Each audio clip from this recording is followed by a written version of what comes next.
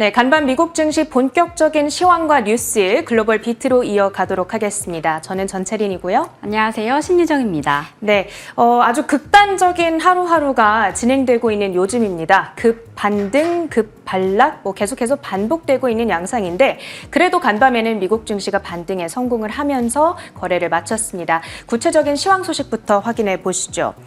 3대 지수가 일제히 올랐습니다. 나스닥 지수와 S&P 500 지수는 그래도 1%의 상승세를 지켜낸 채 거래를 마쳤고요. 그런데 장중에 고점 대비했을 때에는 이 상승의 어떤 폭이 좀 반납되면서 마무리가 됐다. 이 부분에는 조금 아쉬움이 있습니다. 강력한 모멘텀이 이어질 거다라는 시장의 자신감이 그렇게 강하게 살아있지는 않구나 이런 판단을 해볼 수 있지 않았나 싶은데요. 그래도 어제 ISM 서비스업 지수가 긍정적으로 나온 점 투심 회복에 일부 작용을 했고 그리고 간밤 투자 심리 회복에 좀 더 강력하게 작용을 했던 재료입니다. 어제였죠. 일본 증시가 2008년 이래 최대 상승률을 기록하게 됐습니다. 일본의 대표적인 지수입니다. 니케이 225가 10.23% 급등에 성공을 했습니다. 아래 보이시는 차트는 1개월 추이를 나타내고 있는데요. 그 전날 아주 큰 폭의 급락을 나타냈다가 대부분의 하락분을 만회하는 움직임이 나타났죠. 34,600포인트 선까지 되돌림을 내놨습니다. 그 배경에는 엔화의 진정세가 자리를 하고 있습니다. 지금 여기에 있는 거는 달러당 엔화 가격, 그 환율을 나타내주고 있는 그래프인데요. 최근 한 달 동안 아주 가파르게 상승 추세를 나타냈었죠. 그러면서 이 캐리 트레이드 청산을 촉발했었는데 엔화 가격이 5일 들어 이렇게 진정세를 나타내자 캐리 트레이드 청산도 약간의 진정세를 나타냈다. 그러면서 일본 증시가 급반등에 성공할 수 있었다. 이런 분석이 나오고 있습니다. 다만 아직까지 이 캐리 트레이드 청산이 완료되지는 않았다. 한 50에서 60% 정도가 끝났다라고 JP모건은 분석을 하고 있는데요. 그래도 끝난 것은 아니기 때문에 추후 증시의 변동성이 수주간은 더 이어질 수 있겠다라는 경고의 목소리도 들려오고 있습니다. 떨어지는 칼날을 잡아야 할 것인가 여기에 대한 고민이 참 많이 들었던 요즘입니다. 다음 화면을 열어보시면요.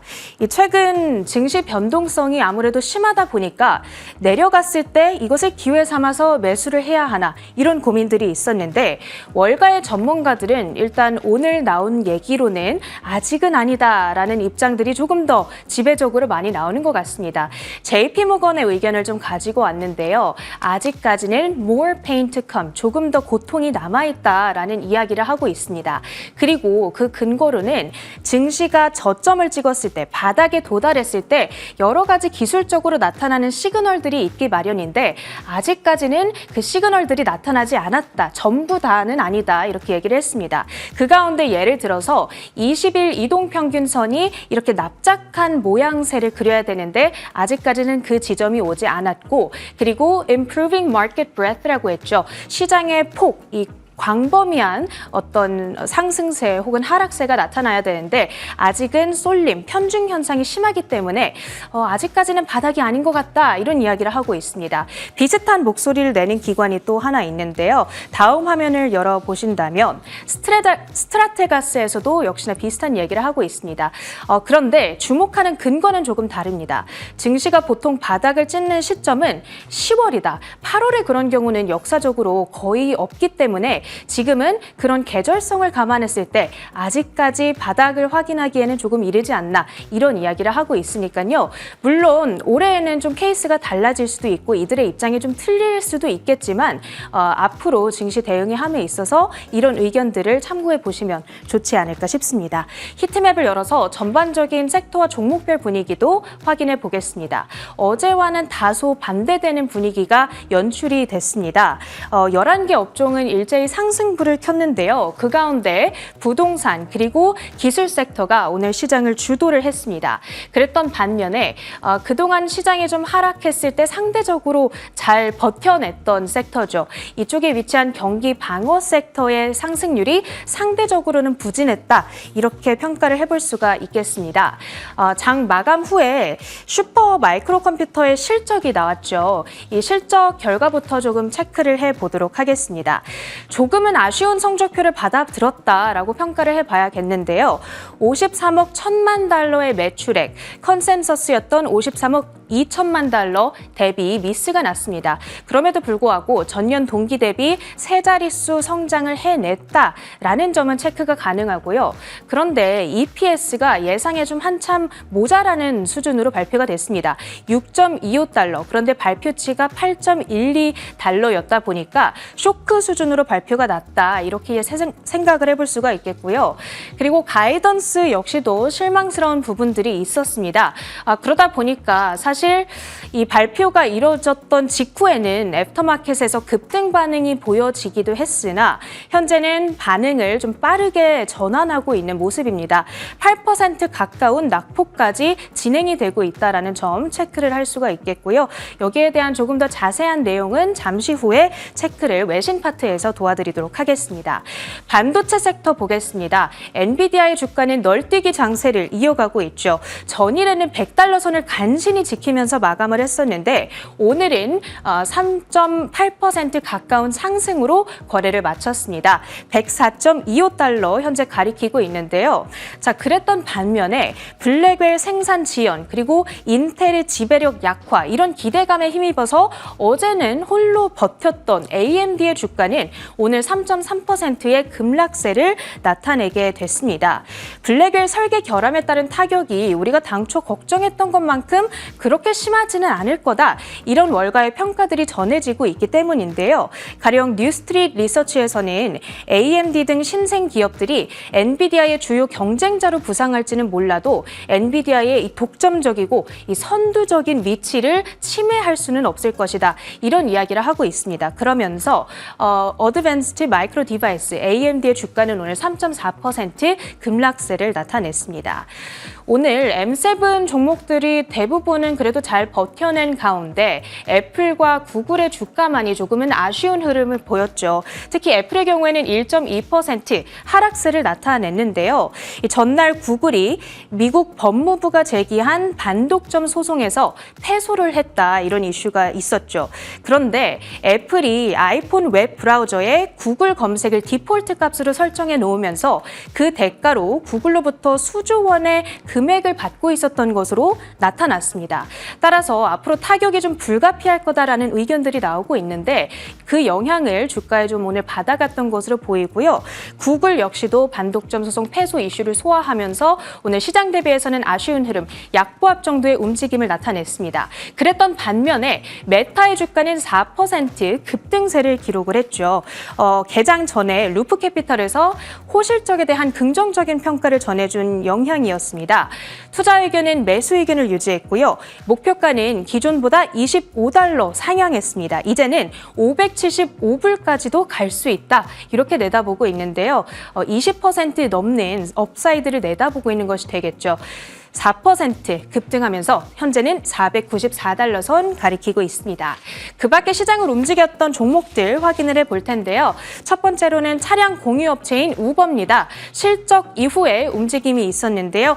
2분기 EPS와 매출 각각 비트를 기록했습니다. 총 예약 건수를 보신다면 전년 동기 대비 19% 급증을 한 모습 확인할 수가 있겠죠. 컨센서스를 웃도는 수준으로 발표가 됐고요. 그리고 가장 핵심적인 사업 부문, 차량 공유 사업의 매출액이 전년 동기 대비 23%나 급증을 하면서 206억 달러를 기록을 했습니다. 그리고 주력 부문의 지속적인 확장을 통해서 현 분기에도 한 20% 정도의 성장이 예상된다. 이런 CEO의 코멘트가 전해졌습니다. 그러자 주가가 11% 가까이 급등세를 기록을 했고요. 단숨에 65달러 선까지 근접해 있는 모습 확인할 수 있습니다. 다음으로는 어제 실적이 나왔던 종목인데요. 팔란티어 테크놀로지스입니다. 사실 실적 성적표 전반적으로 다 양호했습니다. AI에 힘입어서 이 소프트웨어 매출이 급증하고 있다는 점, 그 덕분에 연간 매출 가이던스를 올려잡았고요. 오늘 정규장에서의 주가 반응 아주 좋았습니다. 10.4% 급등하면서 26.59달러에 거래를 마쳤고요. 다음으로는 루멘 테크놀로지스 확인해 보도록 하겠습니다. 사실 오늘 실적 소식도 있었는데 그보다 조금 더 투자자들이 주목했던 뉴스는 AI 붐에 따라서 통신 수요가 급증을 했고 그 덕분에 50억 달러 규모의 투자금을 받게 됐다. 그런데 거기에 더해서 지금 70억 달러 규모의 신규 투자에 대한 논의를 새로운 고객들과 하고 있다. 이런 이야기까지 전해졌습니다. 그 덕분에 오늘 주가가 아주 큰 폭으로 올랐는데요. 90% 이상의 정규장에서의 급등 반응이 나타났고 현재 애프터마켓에서도 82%의 급등세를 이어가고 있습니다. 9달러 선 터치하고 있다는 점 확인이 되고요. 마지막으로는 전기차 업체죠. 루시드 그룹까지 확인해 보겠습니다. 오늘 실적이 나왔는데 2분기 어닝 미스를 기록을 했습니다. 그런데 매출액이 2억 600만 달러로 나왔죠. 나쁘지 않은 매출액을 기록을 했습니다. 그런데 우리가 루시드를 볼 때 이익은 매출만큼 중요하지 않다라는 판단들이 좀 나오고 있는데요. 아직 루시드라는 회사 자체가 수익을 달성하는 규모에 도달하지 않았다 보니까 투자자들은 매출에 조금 더 포커스를 하고 있는 것 같습니다. 그것과 더불어서 사우디 정부 등 주요 주주들로부터 추가 자본금이 유입될 거다. 이런 기대감까지 받아가고 있는 상황이고요. 그러다 보니까 루시드의 그룹 주가는 오늘 2% 정도의 오름세를 나타냈다. 3% 급등 마감에 성공을 했습니다. 이렇게 간밤 나타났던 미국 증시 특징주들 정리해드렸고요. 계속해서 주요 외신 헤드라인 이어갑니다. 네, 간밤 뉴욕 증시 3대 지수 모두 반등하면서 마감을 해서 최근까지 이어오던 경기 침체에 대한 공포감 조금은 내려둬도 되지 않을까라는 기대감이 좀 올라왔습니다. 이러한 기대감을 만든 것은 바로 간밤에 공개됐던 경제지표 때문이 아닐까 싶은데요. 아무래도 최근에 있었던 경제지표가 이 노동지표라든가 경제지표에서 유발되었던 거기 때문에 이 새로운 경제지표에 대한 관심은 계속해서 커지고 있습니다. 간밤에 공개가 된 수출입 통계 확인해 보도록 하겠습니다. 미국 6월 무역저자가 발표됐습니다. 731억 달러로 전월 대비 19달러 감소해 2.5% 하락세를 보였습니다. 725억 달러였던 전망치에서 적자폭을 더 줄여낸 상황입니다. 수출은 2,659억 달러 1.5% 증가했고요. 수입은 3,390억 달러 0.6% 증가했습니다. 이에 중국과의 무역 적자 규모는 줄어든 상황입니다. 지난해 8월 이후 2달가량 미국 무역 적자는 감소하다가 다시 조금씩 늘어나는 흐름 보이고 있습니다. 그래도 인플레이션 조정 수준을 고려했을 때 지금 무역지수 3개월 만에 가장 적은 수준입니다. 네, 이렇게 간밤에 무역지수가 공개가 되었습니다. 3개월 만에 최저치를 기록했다라고 하면서 전월 대비도 감소하는 흐름을 확인이 되었는데요. 이 안에서 자세히 살펴보면 수출에 비해서 수입의 적자폭이 더 크게 줄어든 상황이 확인이 되었고 중국과의 무역 적자 규모가 좀 감소된 상황입니다. 이러한 흐름 3개월 만에 가장 적은 수준이다라는 흐름이 확인이 되었는데요. 이뿐만 아니라 간밤 글로벌 시장 안에서 또 체크하시면 좋을 경제지표들이 쏟아져 나왔습니다. 바로 그 경제지표 중에 하나는 8월 경기 낙관 지수인데요. 44.5로 시장의 예상치를 하회했습니다. 이 경기를 어떻게 살펴보느냐 하는 그 전망치가 조금은 나아지고 있다라는 긍정적인 해석이 보이고 있는 거죠. 6개월 경제 전망 역시나 개선세를 보였는데 이 안에서 조금 더 살펴보니까 이 개인들이 경제 전망은 좋아질 것이다라는 낙관적인 흐름을 내놨음에도 불구하고 내 소비, 내 개인 지출은 나아지지 않을 것이다라는 개인 소비 전망은 좀 부정적으로 내놓은 상황입니다. 이에 조금 더 확인을 해보면 연방 경제정책, 지금 내놓은 금리 인하 상황이라던가 경제 상황에 대해서는 불신이 더 커지고 있다, 신뢰도가 더 하락하고 있다라는 점이 확인이 되어서 이러한 긍정적인 낙관 지수에도 불구하고 지금 금리 인하 기조 어떻게 좀 바꿔야 할까라는 의구심이 다시금 올라온 상황입니다. 그리고 레드북 소매 판매 지수 역시나 5.1%로 전월 대비 상승을 하게 되면서 지금 경기 침체에 대한 우려감을 조금 더 내려봐도 되지 않을까라는 기대감까지 끌어올려진 상황입니다. 상황입니다. 자, 이러한 상황 속에서 지금 금리 인하에 대한 이야기가 다시금 나오고 있는 겁니다. 좀 전에 개인들이 지금 금리 인하 정책에 대해서 조금 불신을 하고 있다라는 이야기를 전해드렸는데요. 0.25%, 0.25bp냐 아니면 0.5bp냐 9월 금리 인하 전망에 대해서는 강력한 확신을 가지고 있지만 조금 더 강력한 금리 인하 기조를 가져가야 하는 거 아니냐라는 이야기가 조금씩 더 많이 나오고 있습니다. 아무래도 최근에 일부 의견이긴 하지만 증시 강세론자인 제러미 시걸 교수가 이 긴급 금리를 단행해야 한다, 0.75bp까지 끌어올려야 한다라는 다소 강력한 기조를 내놓은 만큼 지금 시장 전반에 금리 인하에 대한 의지가 더 강력하게 더 증가하고 있다라는 점이 확인이 되고 있습니다. 우리 금리 인하 기조 어떻게 적용이 될지 계속 확인해 보시면 좋을 것 같고요. 그럼 저희는 두 번째 헤드라인으로 넘어가 보겠습니다. 자, 이렇게 소매 지표가 조금 지금 최근에 경제 지표가 긍정적으로 하나 나오면서 지금 우리의 경제 상황이 좀 나아지지 않을까라는 기대감을 가지고 있는데 이에 또 도움을 준 것이 바로 호실적입니다. 캐터필러가 실적을 공개했는데 예상보다 더 좋은 실적을 공개했습니다. 어떤 내용일지 실적 상황 체크해 보겠습니다. 네, 미국 제조업의 상징으로 꼽히는 캐터필러 2분기 실적을 공개했습니다. 분기 매출은 1조 40억 달러로 전년 동기 대비 8.78% 증가했고요. 시장 전망치였던 169억 749만 달러에는 5,838.19% 상회한 수준입니다. 캐터필러 좋은 실적으로 회복력을 보였기 때문에 하반기에는 건설을 중심으로 가격 환경이 정상화될 것이다라는 긍정적인 전망을 더했습니다.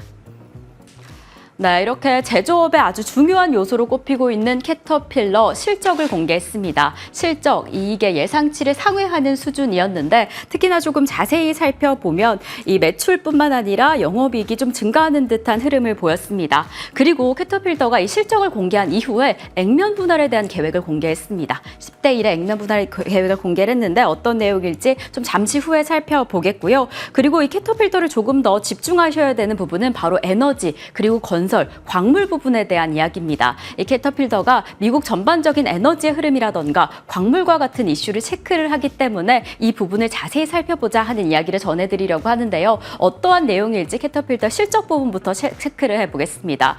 이 캐터필러는 실적을 공개하기 이전에 우리 미국의 건설 부분은 중국이나 다른 나라에 비해서 강력하다라는 이야기를 내놓았습니다. 그리고 이뿐만 아니라 에너지 관련 이슈도 조금 더 주목해보자라는 이야기를 덧붙였는데요. 역시나 이 실적 자세히 살펴보니까 건설은 2분기에 좀 주춤하긴 했지만 에너지 단에서 2%가량의 확장세를 보였습니다. 이러한 흐름 어떻게 이어지게 될지 특히나 광업, 건설 에너지 파트에서 이 대선과 관련해서 어떠한 영향을 받게 될지 계속 체크해 보시면 좋을 것 같고요. 그래서 이 건설과 관련된 이슈를 계속 좀 팔로우업 하시는 게 중요할 것 같습니다. 이 미국이 중국에 비해서 강력하다라는 부분은 최근에 AI 파트가 좀 주춤은 하긴 하지만 그럼에도 불구하고 AI 데이터 건설품 수요가 계속해서 증가할 것이기 때문에 이 미국의 강세를 체크하셔야 한다라는 부분입니다. 이 건설 라틴 아메리카 파트에서는 판매량이 증가한 부분이 있었습니다. 전반적인 실적 건설 파트에서 좀 주춤했지만 그럼에도 불구하고 이러한 시장 상황 안에서도 증가하는 부분이 있었기 때문에 이 부분 계속해서 체크해 보시면 좋을 것 같습니다.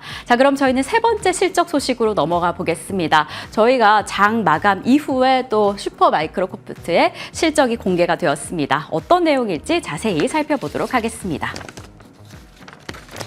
네, 장마감 이후 슈퍼마이크로소프트 실적을 공개했습니다. 매출은 53억 1천만 달러, 그리고 주당 순이익은 6.25달러를 기록했고요. 조금은 아쉬운 수준의 성적을 공개했습니다. 이러한 GAAP 총 마진은 회사가 2024년 회계연도에 보고했던 수준 중 가장 낮은 수치를 기록했습니다.